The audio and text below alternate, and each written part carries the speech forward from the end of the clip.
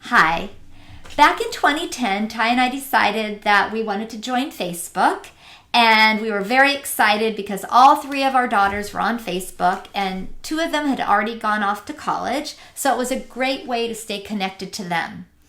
Our oldest daughter, Kristen, was posting on Facebook every day, and I, of course, was putting like every day on everything that she was posting. She was about 21 years old at the time, and she did not like it. In fact, she cautioned me more than once, "Mommy, if you continue to put like on every little thing I post, I will defriend you." Well, to my surprise, she did defriend me about a month or two later. And she had said to me, "I cautioned you more than once to stop putting like," and I was probably commenting too, "on everything I post."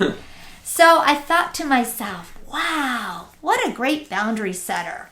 And I wonder where she learned that from.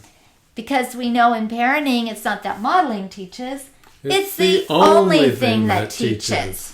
Fortunately for me, about a month or two later, I can't remember if it was Christmas or my birthday, she decided to give me a present and decided to be friends with me on Facebook again. However, she did say that we had to make a mutual agreement and that I would only post or put 2 likes a week on things that she was posting. And since we shared a parenting page, you also got 2 likes. Yes. I think we got 2 likes each and maybe a post.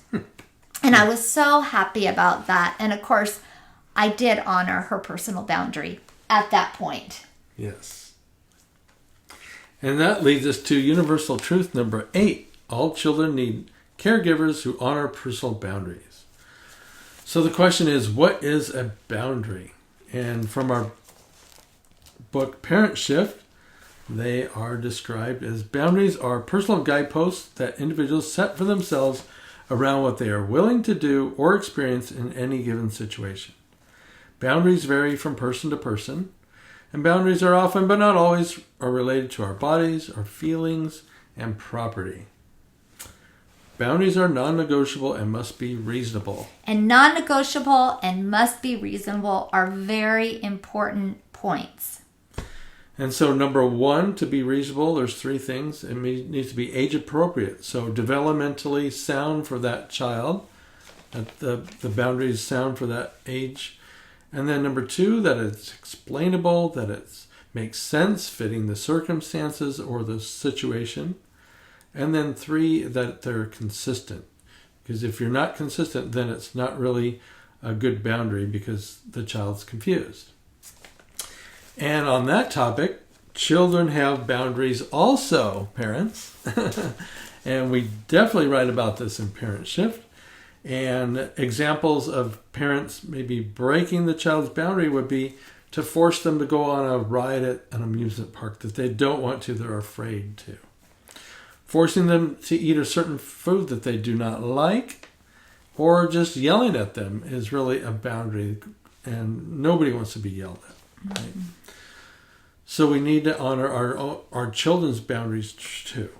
So again, the boundary for the child is non-negotiable, and the boundary needs to be reasonable. So for example, again, the guidelines, an age-appropriate boundary that the child has for themselves. For the child to say, "I don't want to eat broccoli," or "I don't want to go on that ride," that's very age-appropriate. However, if your child said, "I'm not going to brush my teeth," or "I'm going to stay up till midnight," or "I'm not going to take a bath," that would not be an age-appropriate boundary. The second one, again, it needs to be explainable. So the boundary needs to make sense for that child in that child's world. And the third part, again, it needs to be consistent, that we are consistently honoring the child's boundaries. So if you tell me you don't like broccoli, I honor you don't like broccoli. And we figure out a different vegetable that you do like. Yes. So we don't want to force our kids to violate their boundaries. So for more information on boundaries, you can look at our book, Parent Shift, 10 universal truths that will change the way you raise your kids. And we have a bonus if you buy our book on our website at parentingfromtheheart.com. And so we send you off on your parenting journey with love, and we do so from the bottom of our hearts. Bye. Bye. See you next time. Bye.